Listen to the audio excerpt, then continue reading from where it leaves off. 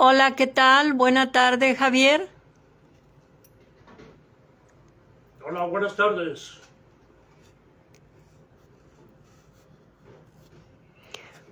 Pues bueno, estamos aquí en una mesa de análisis.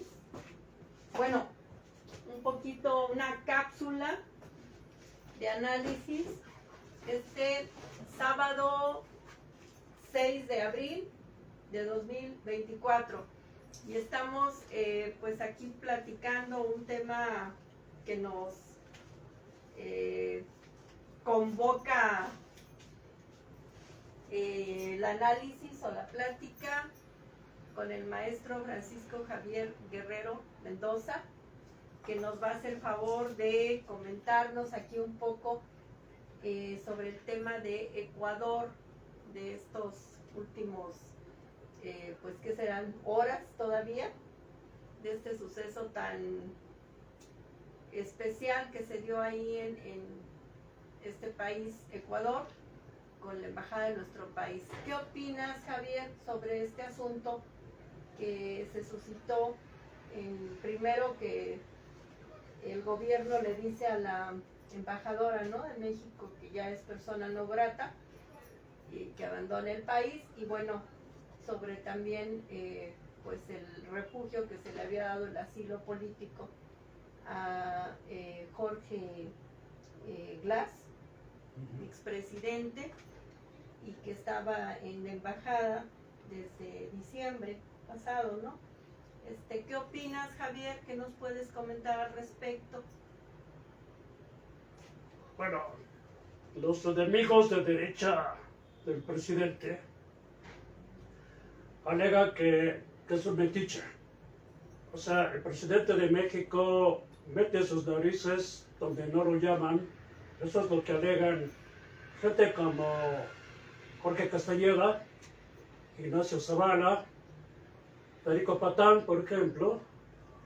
Señalan frente a los disturbios o los problemas que causa, por ejemplo, Nicolás Maduro o lo que hace Díaz-Canel en Cuba, no dice nada el presidente de México, a pesar de que en esos países hay dictaduras terribles y cuyas tropelías y fechorías no son tomadas en cuenta por el presidente de México.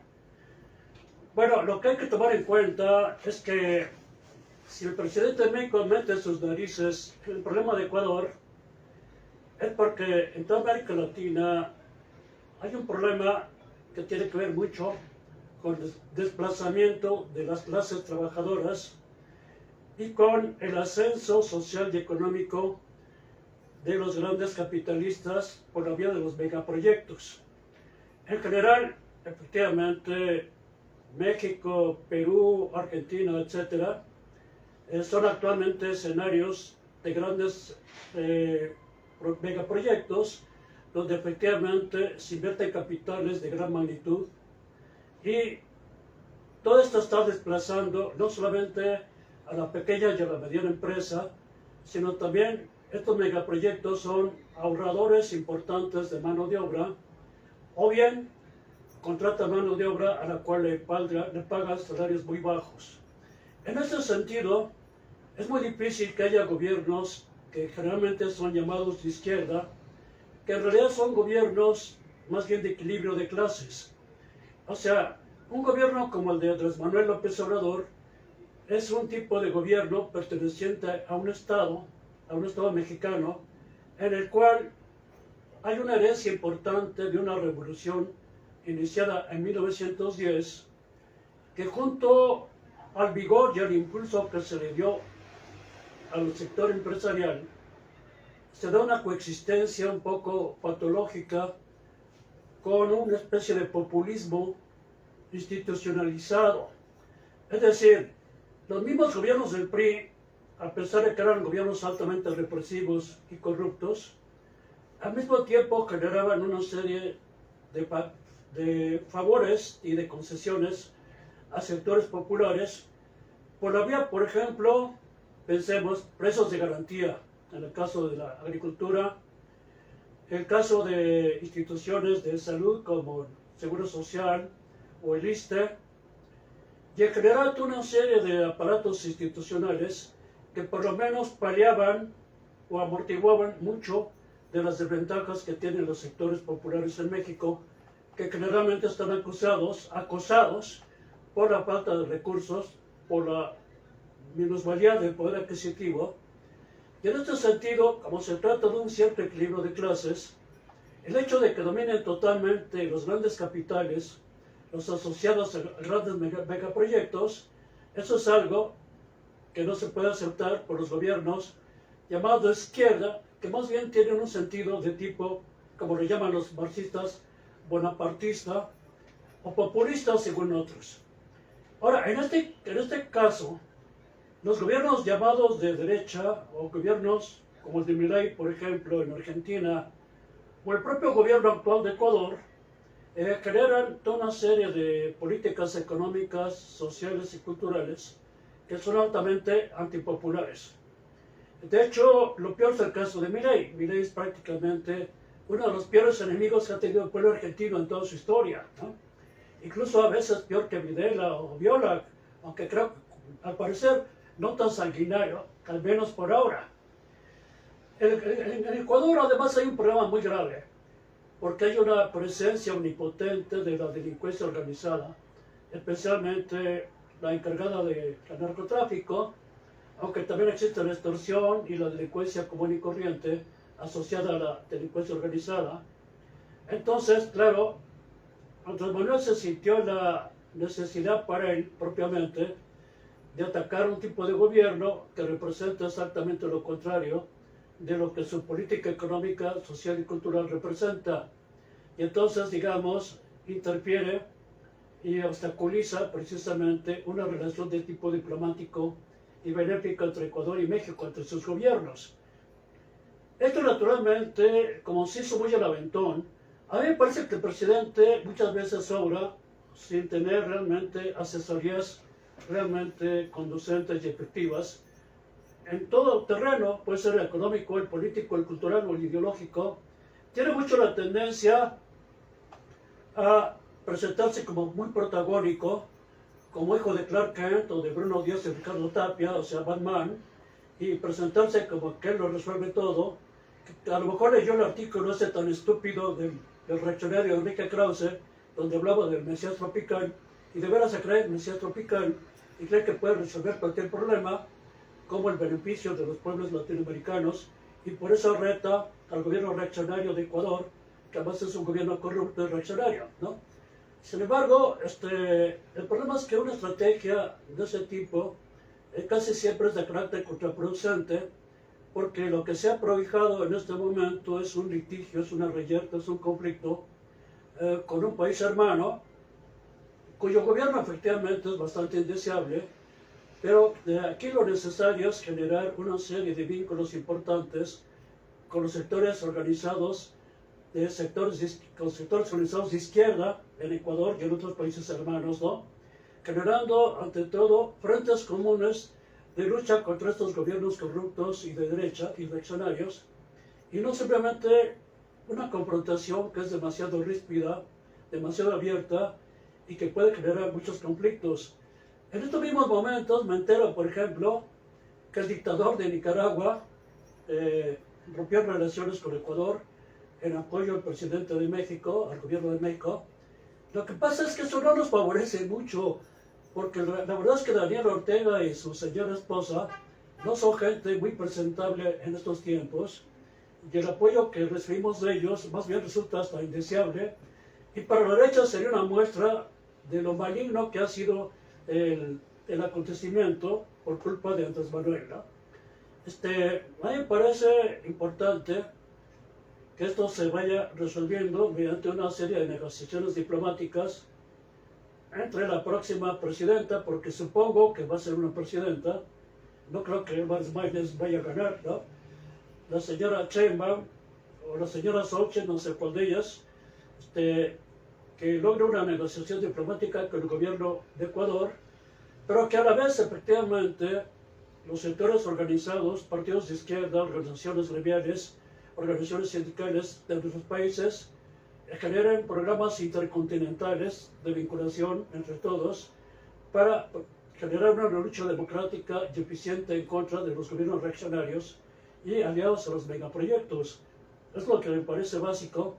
Claro, tomando en cuenta también que cuando el gobierno de Ecuador dice que tiene que combatir a muerte a la delincuencia organizada que ha tomado demasiada fuerza en ese país, igual que en otros muchos de América Latina, yo lo que sospecho también, no tengo pruebas para nada, es que algunos sectores del propio gobierno deben estar coludidos con la delincuencia organizada, como sucede en México. No estoy acusando al gobierno de México. Lo que pasa es que ya en 2018, cuando el actual presidente de México llegó a tomar el puesto público de mayor importancia en este país, ya en México existía una especie de narcoestado, porque los gobiernos anteriores, a niveles municipales, estatales e incluso federales, habían generado diferentes vinculaciones con el narcotráfico. Es una hipótesis que tengo, porque en México es muy difícil gobernar si no se negocia con gente que tiene muchísimo poder en determinados territorios. No estoy diciendo que se sean cómplices de los delincuentes, sino que es necesario negociar con ellos. Hay que tomar en cuenta que, por ejemplo, en Estados Unidos, en los años 20 y 30, era bastante común, como todo el mundo recuerda a Capone y a todos esos de gángsters, las balaceras entre bandas en plena calle, las extorsiones, los derechos de piso y todo ese tipo de cosas. Y lo que ha hecho el Estado norteamericano, los gobiernos norteamericanos, lo que han hecho es negociar con los zampones. Incluso los zampones, en estos momentos, son gente que llega a los reventones de la gente decente, por así llamarla, son cuates de la gente honorable, porque crearon acuerdos para paliar, para amortiguar, para debilitar incluso sus ataques más indignos y tóxicos contra la población en general. En el caso de México me parece que la estrategia de abrazos y no balazos no es efectiva. Tampoco es efectiva estar de repente, como en tiempo de Calderón, acribillando a cualquier persona acusándolo de ser miembro de la delincuencia organizada, porque eso implicaría incluso matar hasta niños, ¿no? El gobierno de Calderón fue brutal y nefasto en ese sentido, ¿no? Claro. Pero es necesario tener una estrategia mucho más efectiva, que creo que esto implicaría, entre otras cosas, el propio presidente de México, que tiene un poder ejecutivo muy poderoso en México, se asesora de gente, por ejemplo, de intelectuales, estudiosos, que han realizado incluso trabajos en los terrenos mismos donde la delincuencia organizada actúa. Incluso yo pienso, incluso los colegas, generalmente la gente que más actúa en terrenos específicos de la República son los antropólogos. Claro está que no quiero decir con ello que los antropólogos sean algo así como la mamá de Keiko, de Chito, de Flipper, pero sí que muchos de ellos tienen una visión de primera mano, de tete a tete, con la gente misma que habita en este país, mientras que muchos, incluso de los que asesoran al presidente, son gente que simplemente está detrás de un escritorio y no conoce las realidades de este país, o no los conoce suficientemente. Entonces me parece que es muy importante que la próxima presidenta logre una negociación diplomática con el gobierno de Ecuador, sobre todo tomando en cuenta no los intereses del gobierno de Ecuador, sino los intereses del pueblo ecuatoriano y de la hermandad que tenemos con el pueblo ecuatoriano, que no es una hermandad solamente lírica. Es decir, tenemos una serie de relaciones ideológicas, culturales, históricas con los pueblos hermanos de América Latina, y al mismo tiempo en esas realidades históricas emerge inmediatamente la necesidad común que tenemos todos de generar una serie de interrelaciones y de formar organizaciones intercontinentales que apoyen las luchas de todos nuestros pueblos y lograr efectivamente que nuestras sociedades se conviertan en mucho más democráticas y justas. Ok, Javier, pues bueno, es buena la opinión y todo esto de tus comentarios.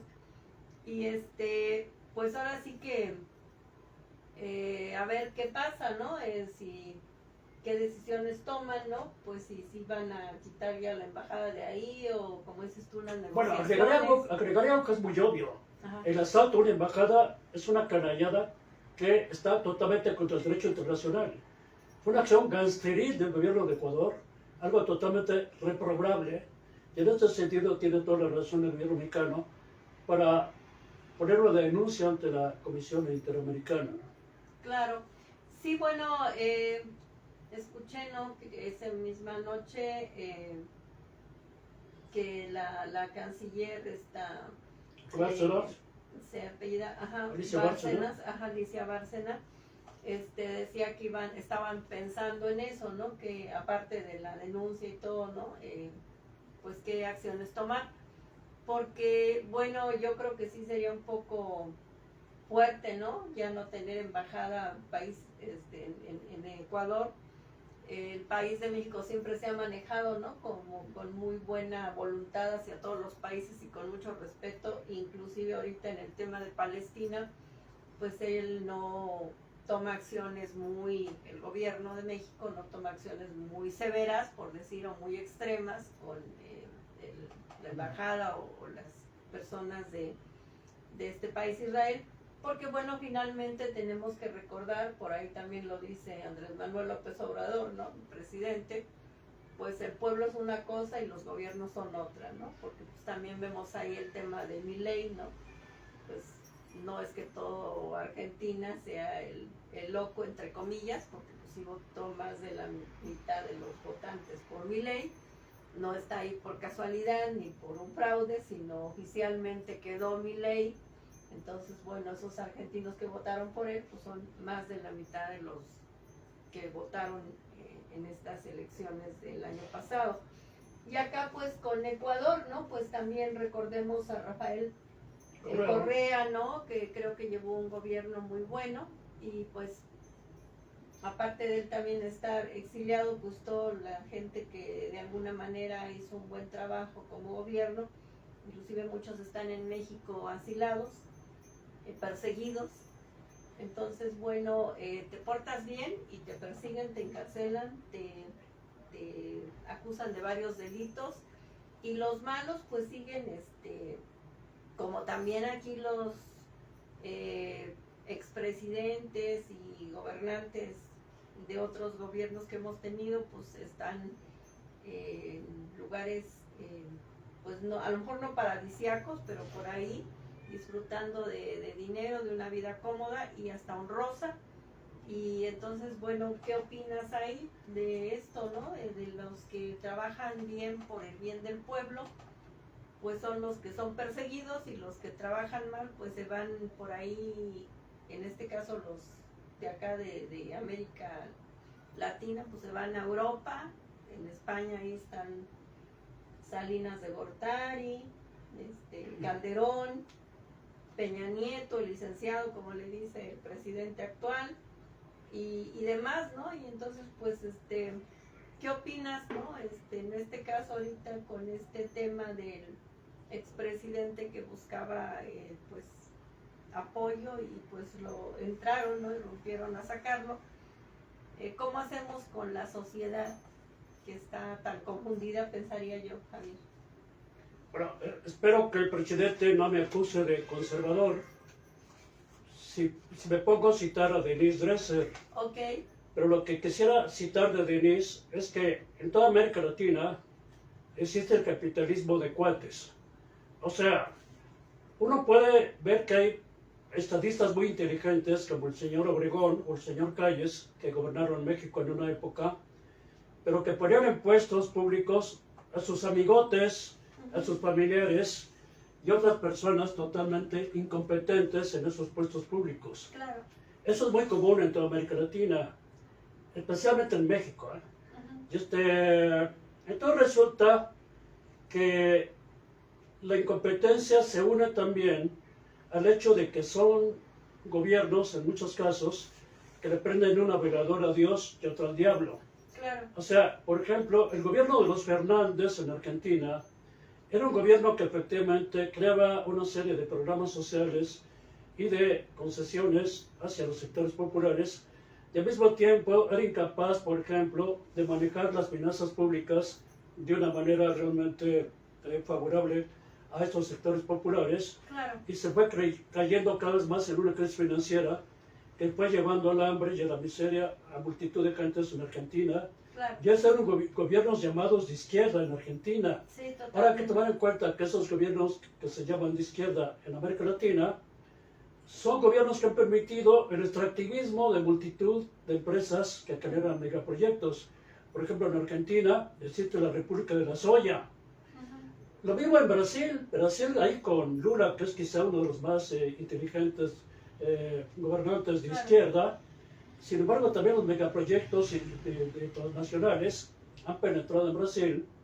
Entonces resulta que efectivamente viene esta cuestión de que se le prende una veladora a Dios y otra al diablo, y entonces se queda mal con Dios y se queda mal con el diablo. Claro. Entonces esto motiva que vienen procesos electorales donde demagogos como de Milei o gente como estos de Ecuador, los que gobiernan ahorita en Ecuador, Claro. prometen mil maravillas, el combate a la corrupción, el combate al manejo pésimo de las finanzas públicas, Claro. a resolver la deuda pública, y mucha gente, no solamente los pipís, la gente reaccionaria, sino mucha gente muy despolitizada vota por este tipo de demagogos. Claro. Y como sucedió en Alemania con el propio Hitler, que Hitler pretendió, no solamente pretendió, resolvió la cuestión del desempleo, ¿no? Ujú, sí. Y efectivamente creó una serie de asistencia social, tratando incluso de imitar a la Unión Soviética precisamente para combatirla, ¿no? Claro. Y entonces aquí sucede lo mismo. Evidentemente el gobierno de Andrés Manuel López Obrador ha creado programas sociales que en muchos casos benefician efectivamente a una multitud de gentes que necesitan ese tipo de apoyos y ayudas y que en muchos casos les han servido realmente bien. Claro. Sin embargo, los programas sociales incluso los utilizan los neoliberales.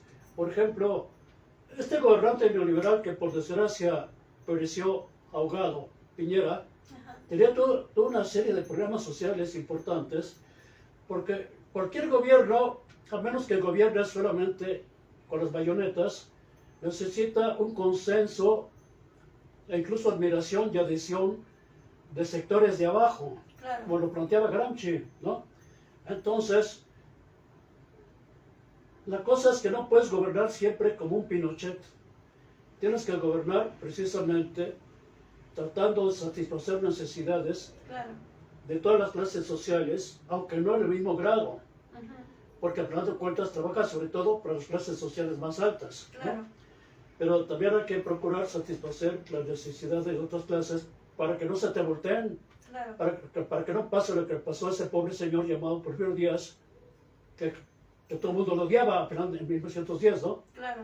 Y incluso la gente de clase media medio popis odiaba a Porfirio Díaz, ¿no? Ujú, Y entonces, la cuestión aquí es que efectivamente nos encontremos en situaciones que se forman escenarios donde las poblaciones de trabajadores, de la gente explotada y oprimida, tengan las oportunidades de organizarse mejor, porque al final de cuentas los problemas sociales incluso implican una cierta desmovilización. Claro. O sea, la gente recibe los problemas sociales como dádivas que vienen de arriba y no tanto por cosas que pelean ellos mismos y que consiguen ellos mismos por su propio esfuerzo. Claro.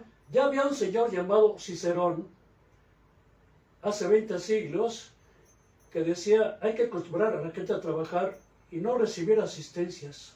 Decía Cicerón hace 20 siglos Ujú, en Roma, ¿no? ujú, Mucho más importante que hacer programas sociales es que la gente los organice ella misma.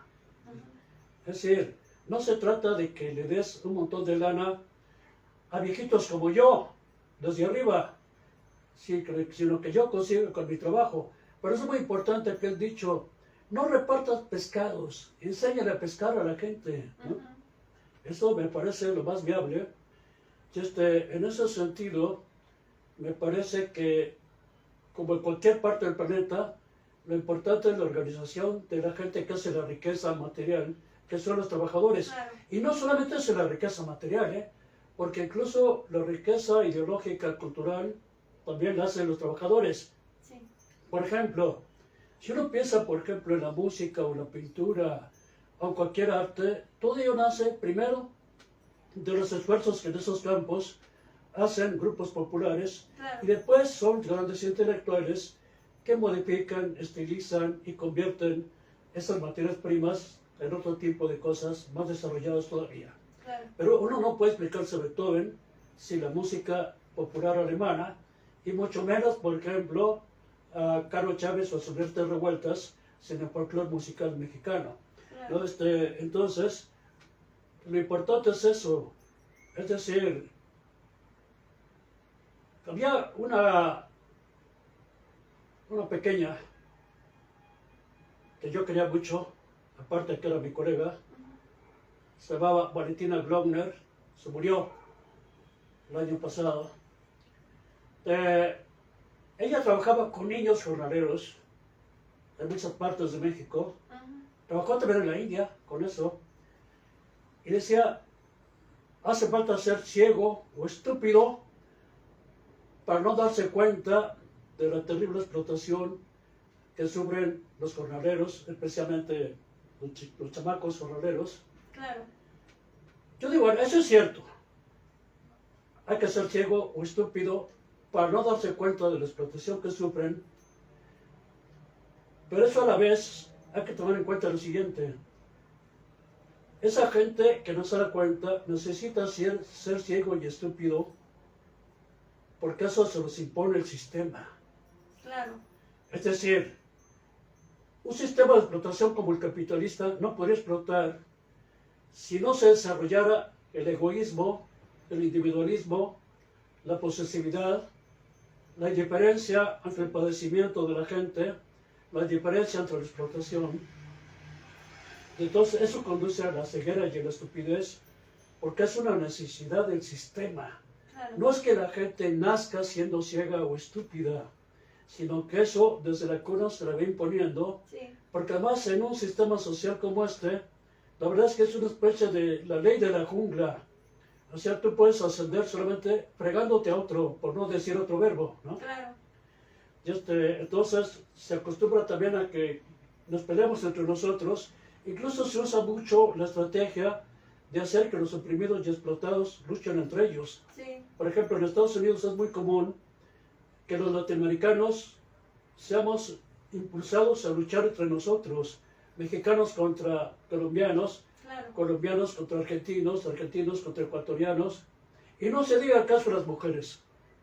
Por eso, con toda razón, las feministas hablan de la sororidad, Claro. o sea, la necesidad de la hermandad entre las mujeres, Claro. porque se ha acostumbrado a las mujeres a pelearse entre ellas.